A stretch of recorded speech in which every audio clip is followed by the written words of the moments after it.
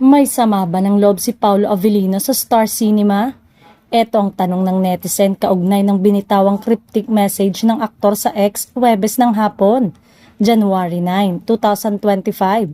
Nagpost si Paolo ng makahulugang patama na hindi pinangalan ng film company.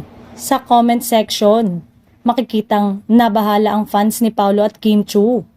Napagtangi-tangi ng fans na warning may kinalaman ang cryptic post ni Paolo sa inaasang pelikula ng Kim Pao, ang My Love Will Make You Disappear na pininudyus ng Star Cinema.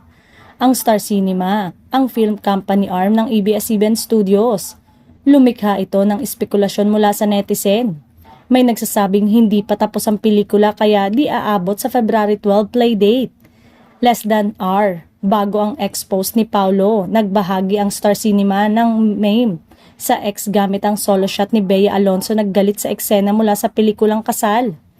Tingin ng netizen, patama umano iyon kay Paolo na maaring hindi raw kumbinsido sa anumang dahilan kung bakit maiiba ang playdate ng pelikula nila ni Kim. May mga napatanong din kung in-unfollow ni na Kim at Paolo ang Star Cinema sa Instagram. Kung titignan ng IG account ni Kim at Paolo, hindi nga sila nakafollow sa Star Cinema.